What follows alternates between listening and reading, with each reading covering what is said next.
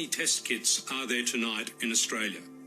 And under what circumstances and to whom will they be rationed? Lots of questions, not a lot of answers. I can't tell Bill tonight how many test kits there are available. We're expecting a major announcement on that within the next 24 hours. As Australia battles to contain COVID-19, we, like many countries, are struggling to keep up with demand for testing. There is a shortage of some of the chemicals that go to making those up.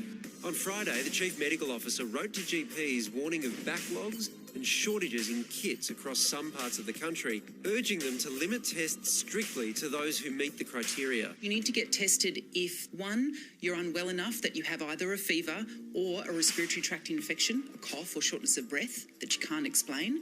But the second part is you also need to have either travelled in the last 2 weeks before these symptoms started, or you need to know someone who has tested positive. Those who do meet the guidelines are waiting up to 5 days to get tested and 2 to 5 days for results. But help is on the way, with new 3-hour tests rushed onto the market. They'll begin arriving in Australia tomorrow, boosting supplies by 100,000 kits.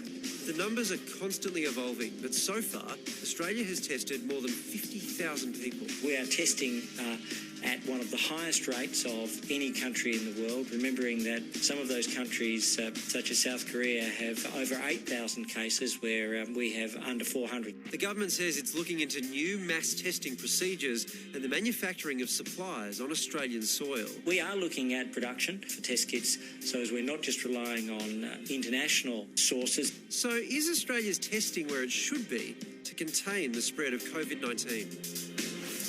Well, Dr. Vyom Sharma is a Melbourne GP, one of the many on the front line at the moment. Vyom, Greg Hunt said today that Australia has one of the most advanced testing regimes in the world. Is that the case?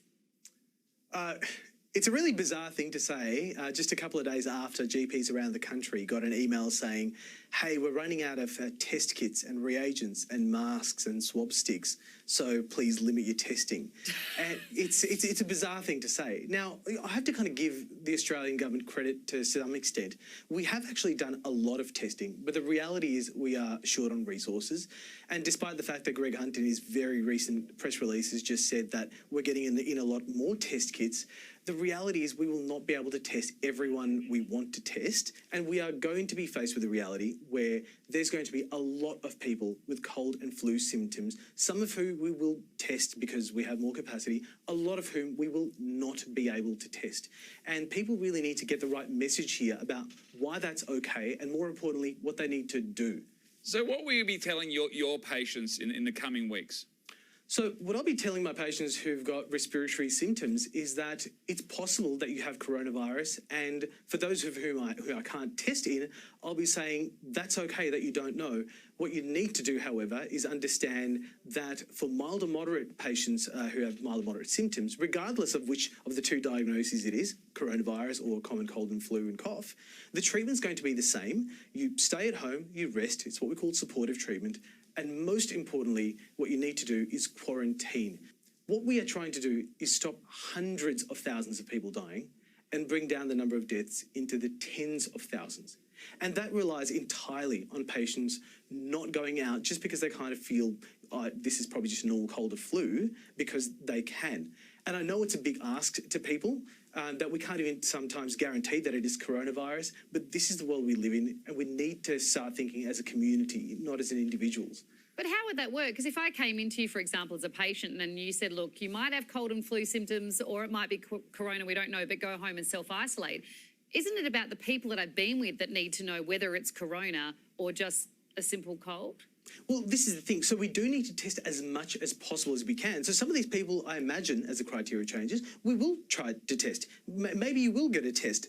But the broader reality is you've asked all the right questions and criticisms that reflect why this virus will spread. We need to understand this. And what we're trying to do is strategically slow down the transmission of this virus so we can hopefully reduce the number of people who die and get sick from this, and more importantly, not exhaust the health service so we can stretch out the time over which the population gets sick. You're exactly right in all those criticisms. The virus is going to spread because of all those things. We just need to do the best we can to minimise harm.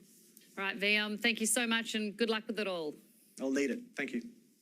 Well, as more and more of us are in isolation, celebs are doing their best to keep us